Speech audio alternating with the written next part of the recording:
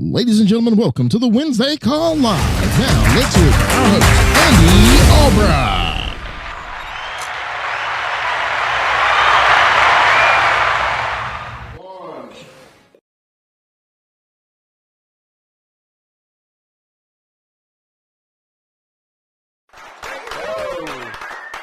Let's go. Giving people what they came for, baby. All right, brother. All right. We're coming to you live from the cabin today out in Caswell County, North Carolina.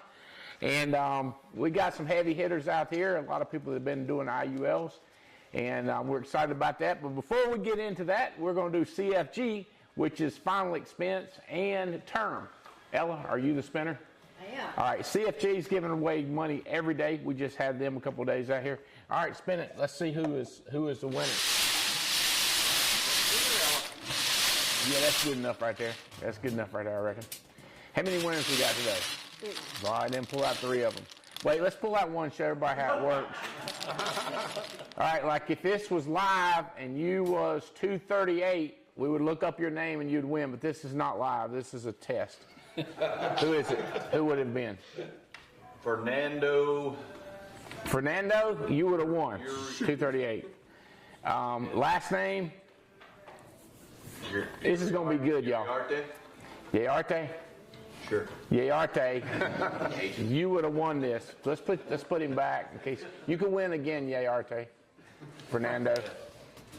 All right, that's the way it's going to work. So we'll do it for 3 of you. We should do 3 tests. So these are the 3 people that win the money. I think we have a big contest coming up at the end. By the way, every new app adds to your numbers in there.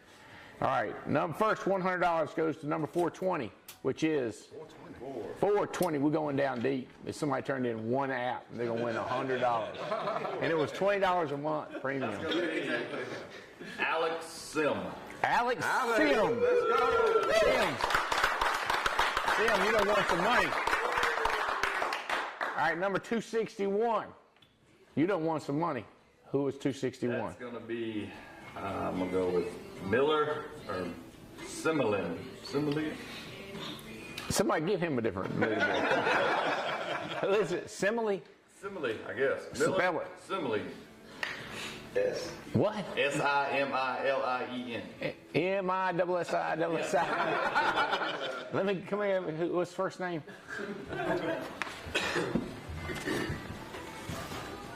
Oh my God. M-I-L-L-E-R-E, Milleri, Similien, S-I-M-I-L-I-E-A-N. You done won $100. Woohoo! That means if 5 of us can't pronounce your name, you still win. All right, now I bet you know this person, number 23. 23.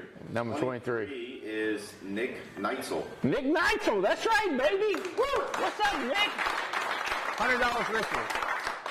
So CFG's pretty sneaky. They give us away money that we want us to give away every week, so we want to keep CFG at the top of everybody's mind. Now keep in mind that the term product that you have for CFG is convertible, and any term policies you've ever written with CFG are now convertible. You can convert it to a permanent policy and get paid again. Nice. So if you write with CFG, you know you're going to get paid again. All right. We are doing the live drawing at View. We are doing a live drawing. How much more money? Number 4, $100. Number 5. $100. Yep, then $500. $500. And $1,000. $1,000. $2,500. And a $2,500 prize. All right. So, and all their names go back in there. So you just keep writing CFG, and it just keeps piling up. All right. So this week, these 3 days, we're out here at the cabin celebrating another relationship, great carrier, Fidelity and Guarantee, or F&GM we call them. So Ben Holmes is in the house. And come on up here, Ben. Come up here. So we are very relaxed. Our office is running, it's full, and we got people out killing it in offices around the country, but we are chilling out here at the cabin, doing some important housekeeping items. We had some clay pigeons that was causing problems, and we took care of a few of them. We're going to take care of some more this afternoon, and we had some steaks out here and some adult beverage. Everybody's chilling out, celebrating a hell of a year with F&G and what's going on this year. So tell us what's going on. This is not going to come across loud for them, but it'll come in. That's fair. Broadcasting. All right. Well, first of all, thank you.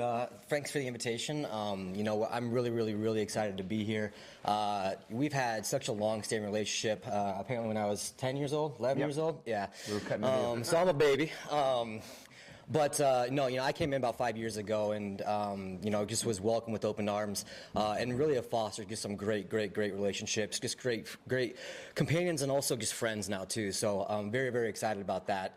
We've grown so much, and it's because of people like you that make this possible. So shout out to you guys and what's going on, at the Alliance. We have some cool things coming up. Not really a new product right now, but we always say process is the new product. Okay. Process is the new product. Process is the new product. So, we know it's difficult. You guys go ahead and get the appointment, try to make the sale, and all of a sudden comes back and F&G says decline, or it takes us 7 years in order to get the policy issued. So, yeah, we get people laughing over here. So, we got some really cool things coming out. Hopefully by this summer, we're going to have straight-through processing, which will get these policies in and out the door within a few days. So the time that you guys see to approve is actually going to be issued at that point. So that's going to be really cool. We're really excited about that. And just fostering these relationships, I think, helps build everything and where we are and where we're going, because we got some really cool things coming down the line. Maybe not this year outside of the new processing, but really close. So within the next 1 to 2 years, it's going to be absolutely incredible to be a part of this journey. So appreciate that. So, so you report to Ryan? Is he your direct reporter, or is there somebody else in there? Ryan Parker. He's your guy. Yep. So Ryan Parker, what's his title? He's got some big distribution. He keeps moving up. He's promoted like every other month. Right. I think he's like president of middle markets now. Okay. So his dad is Bruce Parker, and Bruce is now the CEO of Pan American Life over all of South America and other stuff in America he does. He was CEO of F&G Life when we first got started. Now, Harry Stout was there, and then he passed it on to Bruce Parker. So we go way back. So remind y'all guys, my background is two different worlds. One is 4 years of intense math, engineering at NC State, and then 10 years working in manufacturing. This is like seriously 14 years, and at the same time, the other world, so engineering math, the other world being looking at how distribution works, like Amway, Mr. Mayor, coupon cards, anything that we were selling. How do you create wealth through distribution? Because America's not known for manufacturing anymore, but it is known for distribution. In other words, we're consumers, but we don't make them. We buy them from China, we buy them from Mexico, we buy them from Pakistan. We're buying them from anywhere. So how are you going to make money in America in manufacturing these days? But distribution, we're big on it. Right. So mine was distribution and engineering, like the mathematics of it. So I loved it all, but I needed a product that had a distribution spread. Okay, in other words, just so what if I can get the product out? How can I get it out multiple times?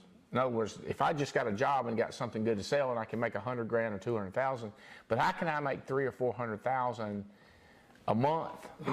It's through having a product that has some kind of spread. And so when I saw insurance, you put insurance, the $80 a month that we get paid $500 or $700 or $800. Seeing the math on that, thinking if we could just figure out a way to distribute this. You with me on? It's hard. It's not difficult. Once you finally get it, is I knew had to be a way that we had a product that we could sell and make money. So we found Fidelity and Guarantee. They had 12 tiers. It was no ARC existed. Most companies only paid 2 levels. So if you hired your buddy, you could pay him, but if he hired somebody, there was no compensation. You'd have to make up stuff. The Excel spreadsheet. And people always say, it's simple, just do math. Not if you got renewals, chargebacks, multi-tiers.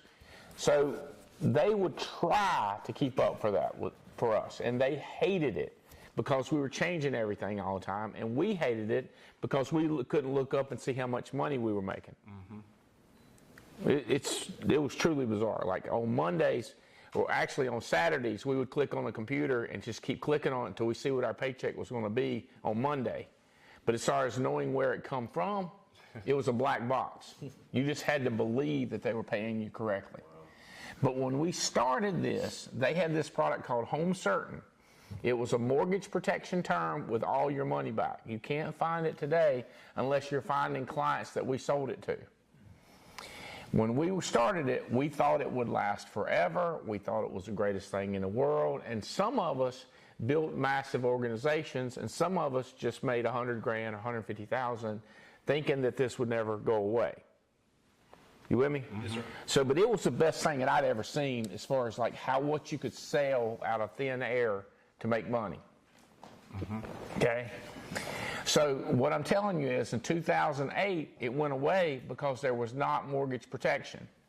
They didn't like the IRR or their return, so they quit selling the product. Oh, boy. So we had to pick up who would make something kind of like it, like Mutual Omaha has something kind of like it, or CFG's kind of like it. You with me? So if it's kind of like, it's not like it. So I don't think anything will ever come along the way it was. We had a 9-month window with RBC, who said we're going to give you this product and we're going to issue it like that, and they did until they didn't. So I'm telling you, if I've been in any business, if you find something good and all you do is just take the cream of the crop, all you do is take the heart of the watermelon, I'm with you. Enjoy your life. But I'm just telling you, very seldom does something come along like mortgage protection came along. Yep. Well, then we started writing for other carriers because really they didn't have anything that we liked, that we understood. And as we changed as an organization, we learned what this IUL or Be Your Own Banker or Infinite Banking program, we learned what it was. And so as we're good at that, they're building a product. Now all of a sudden we come back together, and we never left each other for 25 years. But as our change in the company comes around, now we're writing the absolute snot out of this business again. So they were number one with us, then they went to like number 10, and now they're back at number 1. Yep. It's kind of crazy how this relationship comes around. But I'm telling y'all that a couple of things I'm saying in this, and I've never seen it like it is now for the Index Universal Life, meaning it gets issued. It's less scrutiny. It's more easy issue than it ever was. And if you're complaining about it now, I'm telling you, it used to be massively underwritten. Now they're letting us issue this product. And now we've got, the Spanish IUL leads. I don't think the English ones are that good yet, from what I've seen. And then the seminar system that we've just come out with, those two things, the $5,000, it's not going to last. So when mortgage protection, those leads were $15, we were recruiting like crazy while it was there. People say, well, if you'd have knew it was going to end, would you have not recruited? Like, dude, you understand, we went from mortgage protection to final expense to IULs to smart ULs to internet leads all we've done is keep evolving. But if you never get big, there's nothing to evolve to. That's good right there. If you don't build a team now with this seminar system, or if you don't expand into the Spanish, like my goal is I'm trying to expand in the Spanish market, not because I'm like losing my mind over the Spanish market, I'm losing my mind over the leads. And then estate planning, I'm not lost my mind over estate planning, but the leads. If they could put somebody in front of you. So as far as us writing business, are y'all still like saying pour it on, investing? Oh yeah, we are pour it on. We're investing. We've hired so many people actually. Our company, I think since I first started about 5 years ago, it's gone up by almost 1,000 people. So I think I was like 250, and now we're north of 1,300. So pour it on. We're ready for it. We've been able to adapt and make sure, from exam-free underwriting to straight through processing, and we will continue to adapt and innovate as well. So continue to pour it on. We're ready for it. Nobody's screaming, scrutinized, no high death claims. Nope. Nothing. Persistency's great. Placement's great. We're rolling. Okay. All right. And here's what happens. People call me and say, guess what? This carrier is not hardly accepting anything. And I go, yeah. And they go, yeah, but you don't understand. I go, I'm trying to understand. I think they're declining a lot of policies of what you're saying. I go, yeah, but you don't understand. Like, what don't I understand? It's my favorite carrier. I still don't understand. Because why would the carrier that's declining your business be your favorite? And I said, because it's got great this or great that. I go, but isn't getting issued a high priority? Mm-hmm. So then now you got to decide if you're just so happy. It'd be like if you go into Myrtle Beach and you try to go east where the beach is and there's a lot of traffic, and then you go west because there's no traffic, and then you tell me this is my favorite way to go. And I go, you're never going to get there that direction. So you got to kind of make your mind up if a carrier is issuing business, if they're easy to do business with. Unfortunately, I've not found any of them that are perfect. You're going to have to fight through it, so you got to have that balance. And also, I have never been one to argue with the insurance carrier on the phone. I've always been hiring people to do that because I feel like I'm going to get fired because of my patience level. That's why he calls me. Good point. I am not calling somebody that can fire me or be recorded. Touche. But I mean, to your point, Andy, I think I think the placement ratio, if I looked last time I looked, it was about 85%. So that's all business you guys are coming in. Even the cancel policies, the decline policies, every single case, about 85% of that business comes in and gets placed. So sometimes it might not be as fast as you want, but at the end of the day, there's a really good opportunity that will get placed. All right. Yeah, we are happy with the relationship. And what's coming down, just please keep us posted on what you need from us because we want to keep it growing. We will. And we want to grow. Last year, what was our 23 over 22? We had almost doubled. 78%, I think, growth. So almost complete doubling. So that's the game plan this year. We're going to do it. Let's do it again. Sounds good. Please just holler out if there's anything we're not doing. Thanks for this event. We got another contest coming up. People ask about the cabin a lot of times. I go, I didn't know you liked that stuff. You know, if you don't want to come hang out and shoot stuff and hang out and, we just kind of look around and see somebody that raises their hand and says, hey, I want to come. I want to be involved. I want to get rich. I want to build a team. That's the first thing, is knowing that somebody's interested in building a team.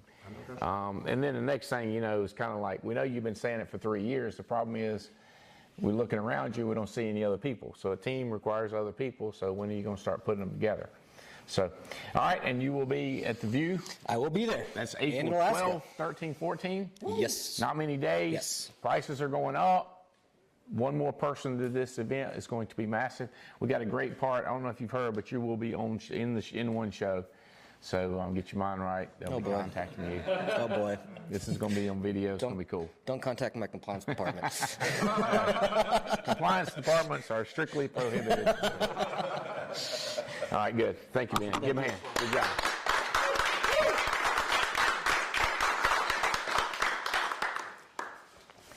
All right, so I want to talk to you a little bit about the strategy of what to do. It's funny because it comes, I didn't put any of my stuff in because we're out hunting. Anybody got one of my coins? I know where one is. If you got one close, I can tell you what it's old one. Okay. So on one side of the coin is what do I want and how do I do it. Mm-hmm. I'm going to get over on the how, but on the mentality of how. Mm-hmm. But for anybody that's brand new watching this, I've operated under some simple principles for a lot of years. The principle I'm going to talk about, I went over it in 2016, April of 2016, so 8 years ago.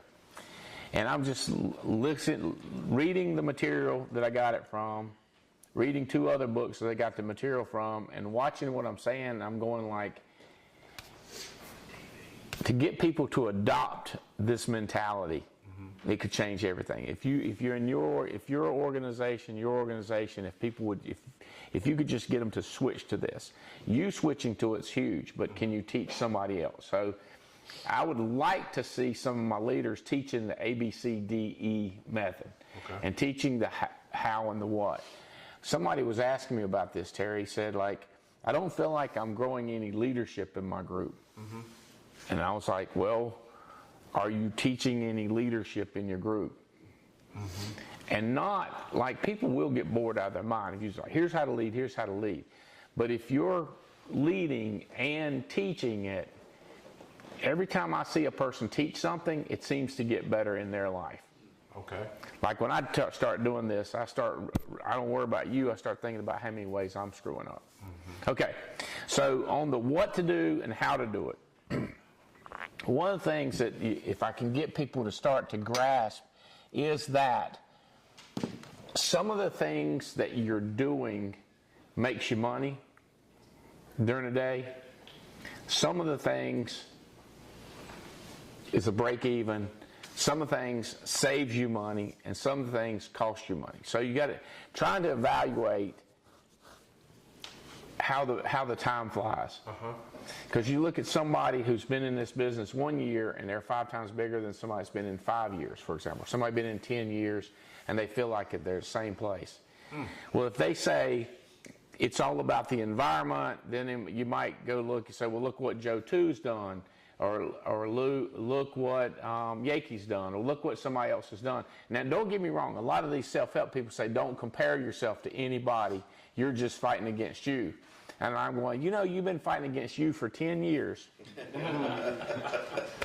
And you're successful at it. You feel really good about yourself because of these self-help books, because they say, don't compare yourself to somebody else. But yet somebody else has been in the business 5 years, you've been in it 10.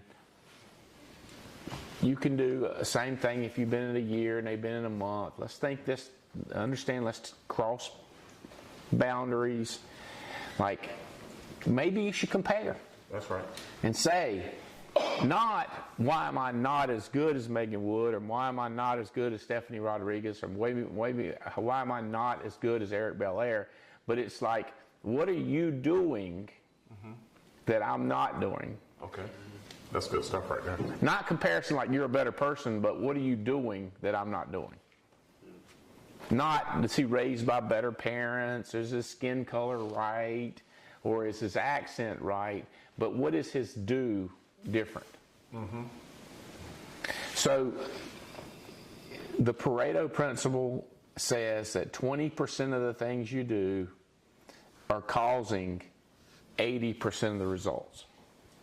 So if you looked at your team, if you got 10 people producing, it'd be interesting if your group does 100,000, if it's 10 people, if 2 of those people do 80,000, or if 2 people, you look at your team, a lot of times that's the way it starts out. You're doing 10 grand a week and your team's doing 12. That way one person's doing 90% of the work. So if you can start to evaluate your work and realize that most of the things you do doesn't even move the needle. My God. It's hard to conceive of it, except if you ever take the time to write down what you do every minute. Like if you get up in the morning, the first thing you do is, and the second thing you do, and 1 hour into the day, how much has got done? All right. So for the most part, for most people, it's negative things. It's things that get in the way that they feel like they got to do. Like you got to answer text, you got to answer email. You may feel like you have to answer social media messages. You might feel like you got to return phone calls. You have to pick up if somebody says hello. And I'm not saying you don't, like, this is just trying to be high level, seeing that there's different things you can do. If you can say, I know I got to answer all my texts, I'm going to do it at 9 o'clock. I know I got to do this, but I don't have to have this done until 5 o'clock. So what can you procrastinate? What can you put off? What is it that you can put off to do something that's more productive? So how do you creatively put it off? Because most people, that's the concept, is they know what they need to do, but they never get around to it. So we actually made up round to it at one time so people would get around to it. So how do you put off doing stuff that you know you shouldn't do? You realize it, but how do you put it off? So it's an elimination game. If I can put off this, can I do this? But if I do this, then it eliminates something important. So depending on what you want determines everything on how you do it. So let me back up a little bit to the what. I am assuming that you want freedom, that you want unlimited travel, that you want legacy. I think that's probably the disconnect. If I'm one-on-one, I'm coaching a person more at where they are. But if I'm coaching as a group, I am looking for the people that want to just absolutely blow it out of the water. So I'm way more patient, way more down low, way more don't care if I'm one-on-one, when in fact I really want people to just take off. But I can't address, when I'm addressing a team, I can't go to, if I go to mediocre, all I'm going to get is mediocre. I think a lot of people do that too. In their teams, they never attract anybody that goes fast because they act like they don't want people to go fast. Because like people that don't obey the rules, in other words, you got a guy, yes sir, no sir, on the phone in the interview, you're thinking I've got the greatest interview in the world, when in fact the biggest asshole you meet may be the greatest person in the world. You can't judge. You're judged based on what does his history look like, not whether you think he's going to be the right fit. Right. You know what I mean? Oh, he went to Yale, he went to NC State, he went to Carolina. Okay, what has he done? Well, he graduated from one of those colleges. Okay, great, he did that. What else has he done? He's had a job the last 6 years. Okay, now we're getting somewhere. Versus he didn't do anything, he failed, he tried, but he's an overcomer. Why? Because he kept going. How old has he kept going? 50 years. Woo! Meaning, I'm trying to go back and find that young person that's going to try to do everything I can. Meaning, I'm looking for that 1 in a million all the time. Why do you think it's so few? I don't know. A lot. And by the way, you don't need everybody to be exclusive. Just if some try to be exclusive, then some just try not to look stupid, and then you got all the other people who don't care. There's nothing wrong with that. So your group's going to look like that. That's why when we sort it,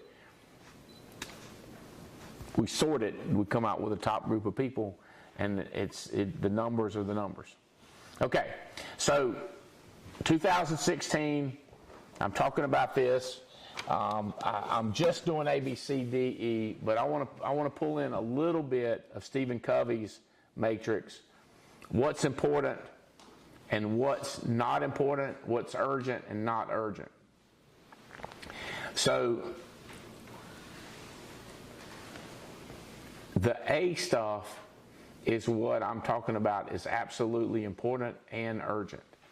So think about quadrant 1 in Stephen Covey's, where he's important and urgent.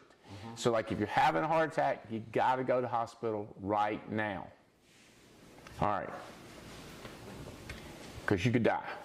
If there's a legal action against you that if you don't take an action before a deadline, you go to jail.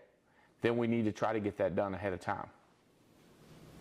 So what's the unbelievable consequences? Like you're going to make $1 million if you do this. You're going to go to jail if you do this. So if there's a consequence that's massive, you should be doing it. So the consequence is terrible. Probably should avoid it at all costs. Consequence is huge. Then you should try to be doing that activity all the time. Consequences is mediocre. How often do you want to do mediocre? Consequences. In other words, yeah, if they catch you, they may make you pay it back. But is it more trouble to do it and get away with it, or just you're not doing something? It's a fine. They'll complain. They'll be mad. Okay, what are we talking about this for? Or I can make $1. I can make a friend. You never know. Here's what I like. You never know. It's a butterfly effect. I spent a few minutes with somebody that's worthless and it'll never be returned, but it might come back to me. How many bets are you going to put on those might be's? Or butterfly effect, or this thing that might happen, versus I know damn well you need to go talk to that guy right now. I know damn well you need to make that phone call. How many things in your life have massive consequences? So I am skewing mostly to the business, because if it's talking about your children, well, we could do children for a minute, but if you're talking about spouse, we're talking about parents. The reason it gets, when you talk about children, it gets personal, or when you talk about parents, like I remember my dad dying in June of right when we were starting the business, and of 2002, and when we were starting the Alliance, and he was like, "Quit hanging around me, go build your business." He's always had that attitude of run your life, not mine. Now, I was there for him to say that, so I'm saying I was there. But I was there and I was gone. I was there and I was doing other things. I didn't stop everything. And some people do. And how do you remain non-judgmental on what anybody does? Like, don't care. But on myself, insanely demanding. So for my deal is, what will my kids do when I die, or when I'm dying, or today when I'm doing what I'm doing? Are they running their own life, or are they going to get absorbed and sit there and stay with me when I'm dying? You follow what I'm saying? In other words, I'm choosing to set the example. I want them to go do stuff. Does that make sense? Yeah. So, did I have to be there with Dad? Keep in mind, I quit my job and moved to Burlington to get the kids near my parents. You with me? Like that was a big deal to me to do that. Now, I am setting that example because of the urgent, to me, the consequences if they become wusses. I don't want them to be, I want them to grow up, I want them to be killers. I want them to try to fight for their family, not the first thing that happens, they curl up in fetal position and don't want to fight. Yeah. So I'm trying to be a fighter for them. Now, at the same time, I'm trying to create a life that when the grandchild comes along, or keep in mind, this would have been, 30 years ago, kids are not born, or they're children, thinking of decisions that one day become 26, one day become 29, what will we be free to do? Okay, so things, insanely consequences. Now, the problem with ABCDE in quadrant 2 of Covey, it's massively important, but not urgent. Like, for example, reading and getting smarter. It's not like if you don't go, if you don't read a book, you're going to get stupid and die. Right? It's going to take time. It's not urgent whatsoever. So going to the hospital when you're having a heart attack is easy to make a decision. On the other hand, kid's birthday, Is it like, you don't understand how devoted I am to my children. I know that we have a national championship basketball game that day, but I am not going to participate. I know you want me to play point guard, but I had a baby, and it was a whoops, but it's still my baby, and I'm standing for it, and it's not, and that kid's going to remember that I quit that basketball team that day. It was a national championship. Or I quit the Yankees that day. I quit the Washington football team. I quit them. And I go, wow, you quit your football for your career, for your baby to have a birthday on the day that it was his birthday. That's urgent because it's right now. You can't celebrate the day on a birthday on a day that ain't the birthday, can you? Yeah, you can, but not for some people. It's an emergency. It's like you got to go to the hospital right then when you got to have a heart attack. Well, then he has a birthday. That's the day you got to have a birthday. You see what I'm saying? Like, as in, this is all just a matter of your philosophy in what life. And when I started doing the ABCD and the 1, 2, 3, quadrant 1, 2, 3, 4, I lost my mind over it. I got maybe too excited or maybe overcommitted, but I wish more people would overcommit to it. To the point that it's annoying. All right. So I would call quadrant 2, I would move that over into the not urgent. You with me? So A1, A2, A3, some things, like I've got stuff that I know is coming up, like the talk that's coming up at the View, like clothing that you got to have for the View. Restaurant reservations. I mean, by the way, the older you are, like the older, so if you can be young and think old, like think when we get to on vacation, we're going to need a restaurant. When they're older people, they know to get reservations. Younger people, they don't do it. So the younger you can get, older. So in other words, one day, realizing your kid's going to have grandkids. Like, people are so focused on their life today, they don't think about tomorrow, and then 30 years from now, they wake up and they're trying to explain it away, and I don't. There's no explanation. You are where you are, and so 30 years from now, or you could do 5 years from now, you're going to be where you're going to be. So take where that is and start screaming back at you, acting like it's urgent, when in fact today reading does not seem urgent. Today, recruiting does not seem urgent. But 5 years from now, you're going to feel like a fool if you're not recruiting. That's true. I mean, you're going to look back. So when you think about ABCDE, B is something you should do. You should do it. You should go talk to that person. You should go say hello. You should have lunch. You should open your mail. You should do. There's so many should do's that just, and depending on who you talk to, especially accountants, must do. And I go, that's a should do. I have determined it's a should do. They've determined it's a must do. That's their life. That's not my life. This is a life I want, and this task that he's saying for me to do is a should do. I'm putting this task that he says, this is not necessary that you have that much money. It's not necessary that you go to the View, come early and stay late. It's not necessary you should leave Sunday. You shouldn't have to stay for the whole event. There's so many people telling you what's not necessary. You see what I'm saying? If I could grab that and say, the accountant's telling you this is a must do, and I'm telling you this is a must do.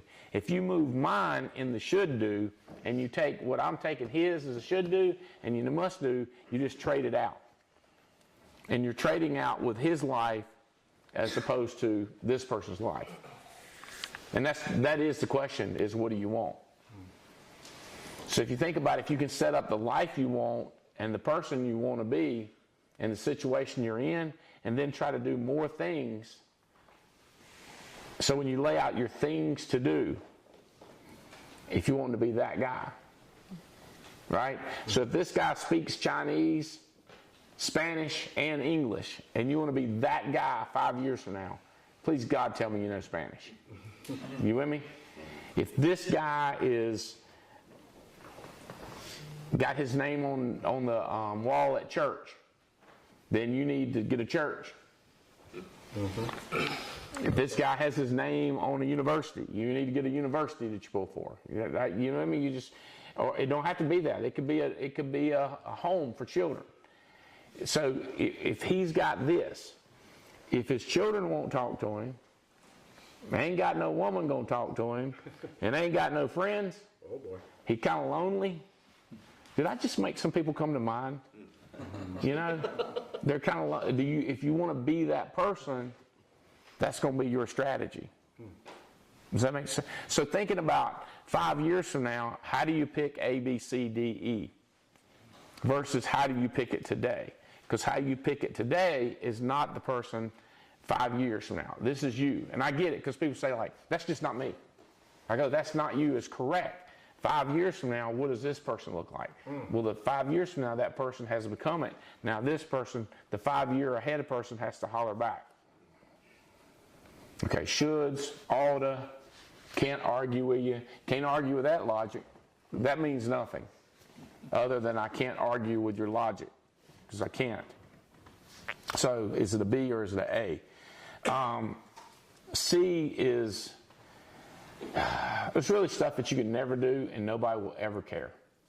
Like if you never do it. Like becoming smart in across the board sports. Like you know what the NFL does, the NBA, and the NHL. I'm happy that I can do those letters. Okay, what about if you know college hockey in addition to professional hockey? That's weird. If you know college hockey and college basketball in the NFL.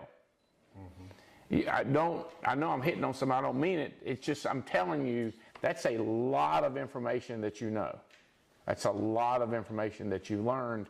It's taking up space, not to mention how much television did you watch to have to know that much about that many things. So I'm just saying that nobody will, you have no idea how many accounts I've opened up because of my knowledge of that. And I'm going like, great. Maybe that's been the best thing for you in the world.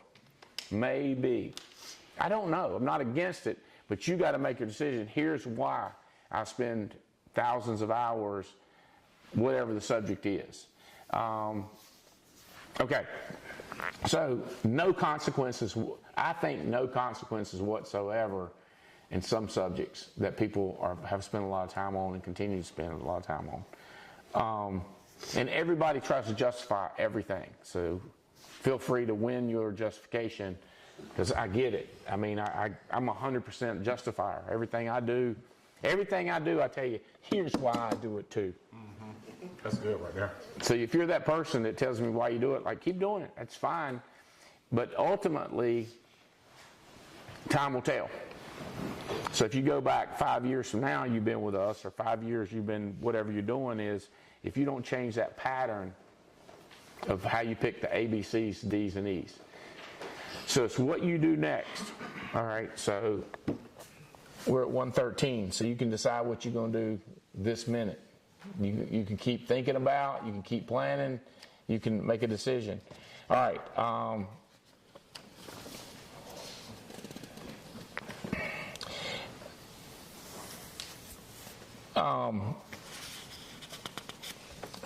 Delegation it's an interesting thing because why do you call this guy control freak, this guy control freak, and this guy control freak, and each one of them have over 80 employees? Or this guy he's a delegator, but he has no staff whatsoever. Like those definitions, aren't you confusing? But yet, the guy who has 80 employees could be insane about process. He could be insane about the 8 steps, but not care who books the airline flight, not care who pays for the airline flight, not care who distributes leads. So in other words, who cares more about delegating? A person who's the ultimate control freak or a person who is trying to get rich? Because just because a guy's a control freak don't mean he's controlling his payroll, fixing his car. So it's being out of control in the things that you don't need to control. It's being just completely out of it if possible. And I have complained more than one time about a guy who's worth several billion not being aware of some detail in his business. And I'm reminded, well, there you go. He is where he is. I got to figure out how he got there. And people come to my mind with that. I'm like, how did they get there? But they're figuring out how to dance the dance of A, B, C, D, E, F, G. Is it important enough to do? Is B is cool? C, why are you absolutely wasting time? D, could you get somebody else to do it? And E, you absolutely stop doing that. Is it something that should be eliminated? The way you do the eliminating is something that I used to do. Yes, I used to do that a lot. No longer do that.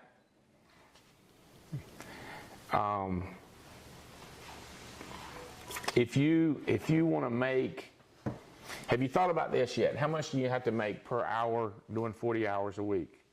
I think it's around $500. $500 times 40 hours a week gets you $20,000 times 50 weeks. That's $1 million. So roughly $500 an hour if you're going to work. If you're willing to work 40 hours a week and you're not willing to work anymore, then you're not allowed to do anything that costs less than $500 an hour. Because everything so the question is, what are you doing that's worth $500 an hour?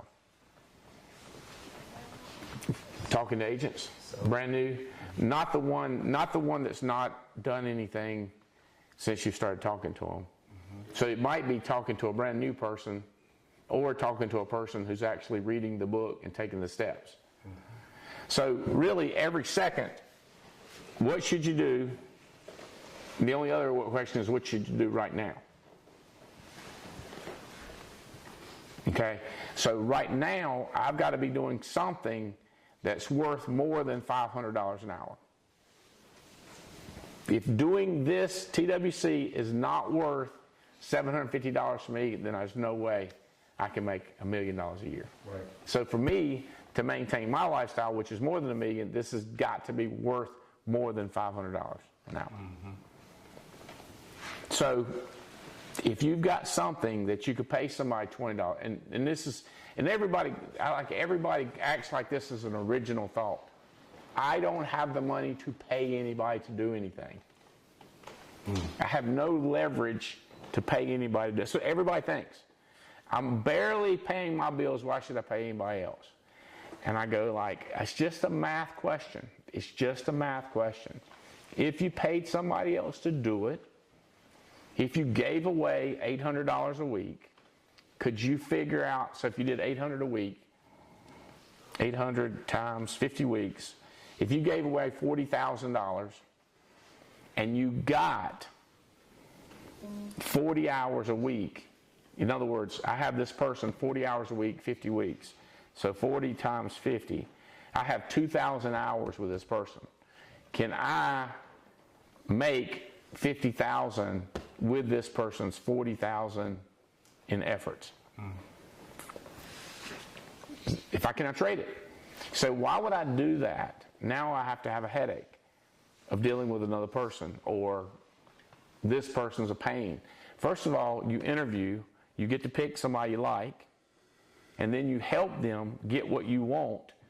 So if you're paying them 40 grand, you're trying to get 48, trying to get 50, you're trying to get 60, you're trying to get 80.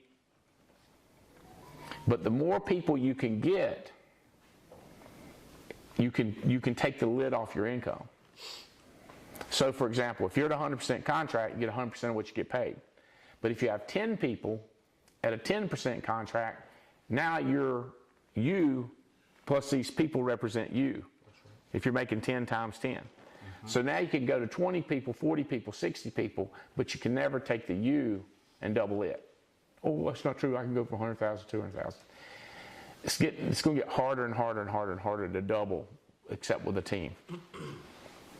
So starting to delegate and build that team early too, because I'm going to tell you something. When people have been with you 7 or 8 years and you put all that training and how much they're worth, and the only thing you're going to say is, I wish I'd have started training somebody sharper years ago, so now I had somebody more capable. I mean, think about it right now with seminars. Don't you wish you had a higher class person to answer hello, book people in appointments, tell them where the meetings are, and then they're calling them back and setting them up to go over their implementation of their estate planning? The higher level person you get around you lets you elevate. It frees you up to make that extra $1 million move. All right, so figuring out how to delegate, trying to be a good evaluator, like becoming that person who makes a decision every time when they get ready to do something. Or how about this? Today's a Wednesday. We got Thursday, Friday, Saturday, Sunday coming up. What does your calendar look like? Do you look at it tonight so that tomorrow it's hit it, hit it, hit it, hit it? Or do you get up in the morning? And by the way, people struggle with this too. They go, I'm interested in doing that for tomorrow, but what do I do today to plan for tomorrow? Like literally, they don't know how to do Thursday, Friday, Saturday, Sunday. So the question is, and I mean, there's young people that I'm coaching now. It's like, you got to get good at saying, help, I don't understand. But like, so for tomorrow is Thursday. All right, so after this show, what do you do? If it's leads, do you get all your leads printed out? If it's resumes, if it's recruiting, like what is it you do right now planning for tomorrow? If nothing else, you call your manager and say, I have nothing on my calendar tomorrow. What the hell do I do? They should do that. Yep. And we say, all right, but if you go, I don't know, figure it out. That's not too much of a leadership position. But if you go like, let me ask you this. How many leads have you ever got? Have you ever printed them all out? Have you called? You start asking a million questions. But now they got to set something on their calendar. 8 a.m. I'm going to do this, or 7:30 I'm going to do this. But the key is looking and having something already planned. And knowing that that's an A, and that's an A, and that's an A. Because I'm going to tell you this. If nothing gets scheduled, then something will happen. If nothing is on your calendar, something's going to happen. I know that's right. And it's probably going to be a C or a D or worse, a E. Ooh. But if something's on that damn schedule, I bet you it's going to be an A or a B. That's good stuff. But if you don't have it planned, I'm going to, and I like it, because if God calls, I want to be ready. It's I want to be available if something happens. I don't want to be too booked up. I get it. But you could have a meeting and you could always say, I am so sorry, but something more important came up. I don't mean to belittle you. As a matter of fact, I want to put this off until next Tuesday. At this time, let's go. And if they get mad at that point, you do not need to be doing business with them people. So if something crazy important came up, it's a family situation, I'm sure they understand. Put them off. They do you like that all the time. Why don't you do it? All right, so do this. Intelligence. Intelligence is just picking the ABC, the D, the E. Intelligence is just picking the task that's worth more. Intelligence is just picking what helps you move forward and not picking what don't help you move forward. That don't help you. Conversations every day people try to start that are not helping you. They're not helping you. So I'm going like, you're having a conversation, it's not helping you. Every day. They want to talk about what's not working. They want to talk about somebody that failed. They want to talk about their problems in life. And I go, that conversation is not helping you. I had a good buddy call me. He said, man, I got to tell you what's going on with this guy.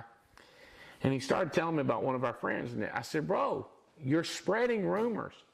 He said, I am not spreading a rumor. I'm just telling you what somebody else told me about our friend.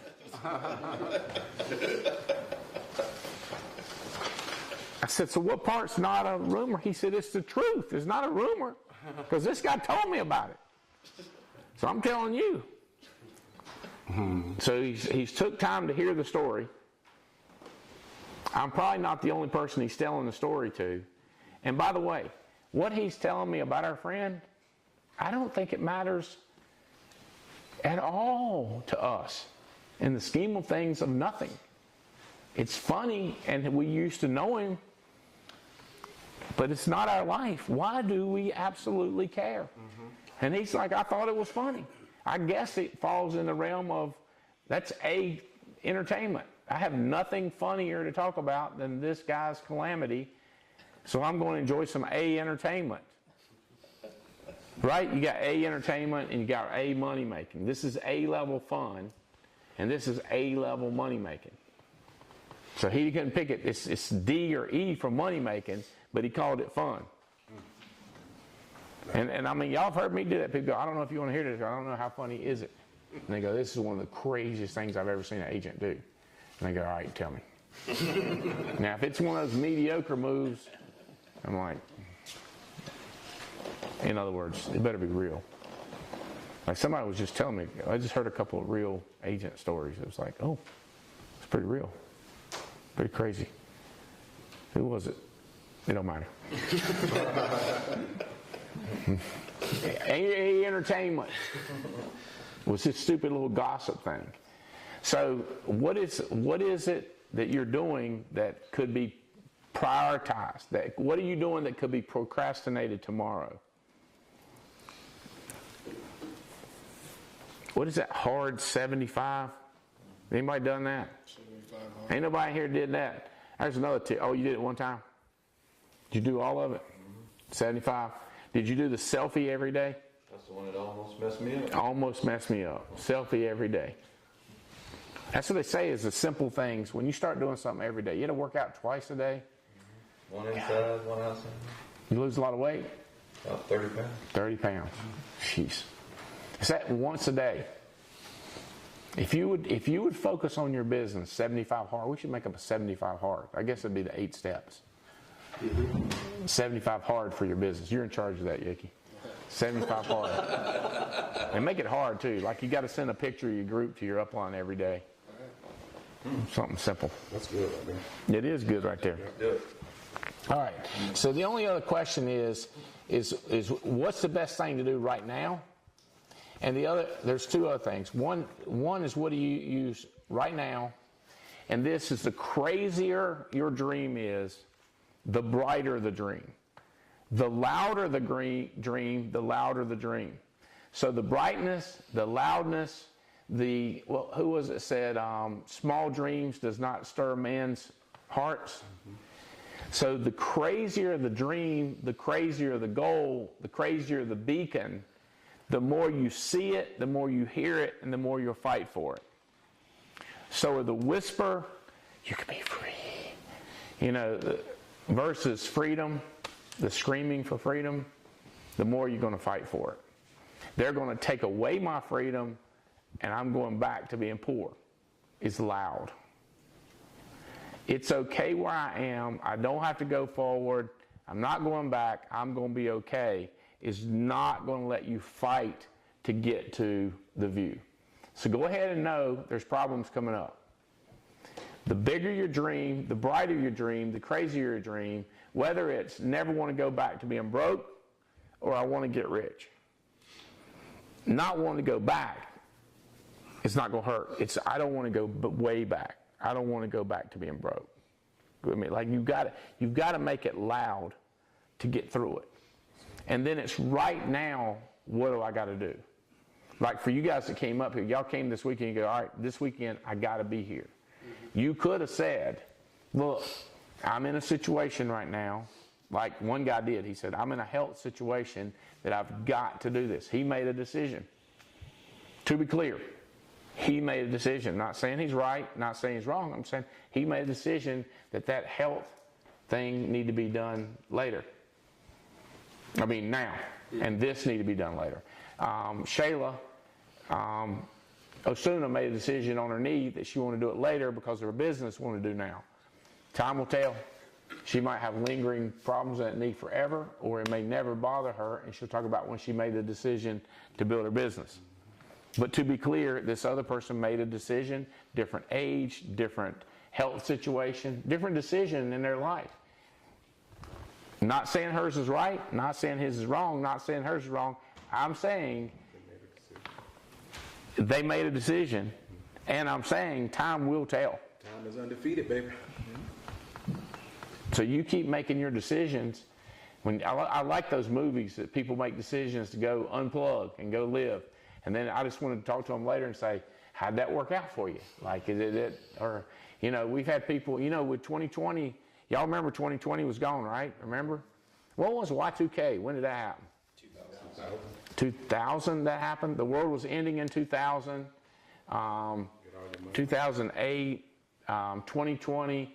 We've had so many times the world's going to end. So how's this working out for those doomsdayers? You know what I'm saying? What if you have canned peaches from 2000? What if you have gunpowder from 2000 and 2008? You know what I mean? They should sell off some of this stuff like that Bitcoin. It's the highest prices gunpowder's been for a while. I don't know. And they go, no, it's just always going up. Well, then buy more gunpowder. But if the world's ending, you're going to get a big kaboom where you are. You know what I'm saying? Like, the doomsdayers. I mean, if you're going to die, I get it. But if you ain't going to die, I get it. But what if we're only going to live 30 more years? What if you're only going to live 5 years? What if when you're... I'm always thinking I'm going to live, so I need to have some money, but I got to have some fun now. But it's got to be A-level fun. I ain't doing those nosebleed sections. All right. I'm going to ask my son if I kept this clear. Here's the goal. Go from frustration to focus. Go from frustration to focus. Why do people feel like they're out of control? They feel like they can't control anything. But if you start figuring out there are things you can control, like I read a book for 3 days in a row. I didn't eat sugar for 3 days in a row. I took a selfie for 3 days in a row. Whatever. I made my bed up for 3 days in a row. You start seeing these small victories. You get clarity. You get focus. You get less frustration because now you start saying, at least I can control the number of leads I get. I can't control what county they're in, but I can control how many they get. I can't control the cost, but I can control how many. I can control the cost if I pick the location. So, like, what are the consequences and what are the controls? How do you become clear? How do you be clear on what gets the results? So you're nonstop playing with that and getting somebody from the outside that says, here's what I want. Somebody that listens to you, go like, all right, here's what I want. I want to go to college. Okay, if you want to go to college, you need to go to college. I don't want to feel ripped off. Okay, so the next 4 years, you want to feel like you didn't get ripped off by not going to college. So that's what you want. Now we start coming up with it. You with me? Like whatever you want, now we start coming up with an ABCDE. This is your age. What do you want 5 years from now? What do you want 10 years from now? And then you start relating everything. Is it an A task? Is it a B task? This interesting morning, the other morning, you've been married a while and things start to happen. This morning I woke up and I went out to get a cup of coffee and she had the bath water running and I went in the other bathroom and turned it on and water didn't come. So I walked in there and so I looked at her and she looked at me and I said, the water ain't running. She said, I got enough in my tub for a bath. I said, great. She says, I'm going to take a bath, and then I'm going to tell this contractor that something's broke. They need to fix their water. What are you going to do? I said, I'm going to work and take a shower and go to work. She's like, okay, ready, break. It might as well have been saying, call the huddle and say, hey, listen, all right, here's what we're going to do. When I say hike, he's going to hike the ball, and I'm going to hand it to you. All right, you got it, ready, break. Versus, think how many people would have dramatized that entire situation. Like, water's off. Oh my God, I got to go look and see what's going on. She's got to get her clothes back on and not get a bath. I got to go downstairs. I got to start flipping. And they go, yeah, but that's how you are now. How were you 20 years ago? And I go, 10 times crazier. 10 times meaner. I wouldn't have been at home. I would have already been at work. I wouldn't have been getting up in time to figure it. You with me? Like, you can't judge that. What you got to judge is you is now. Is what has to be done right now. The water have to get fixed. I got to get to work. I got to keep her happy. Does she got to go find out where it's broke? Does she have to call a handyman? What has to happen? Like, ready, break, boom. Everybody got your job assignment. Let's move.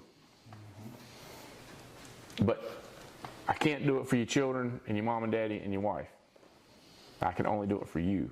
How you going to get yourself adjusted to where you can turn yourself off and on and off. All right, old school 2016 review. Speaking of review, The View is coming up April 12th, 13th, 14th in Raleigh, North Carolina. Dates October 2, 3, and 4.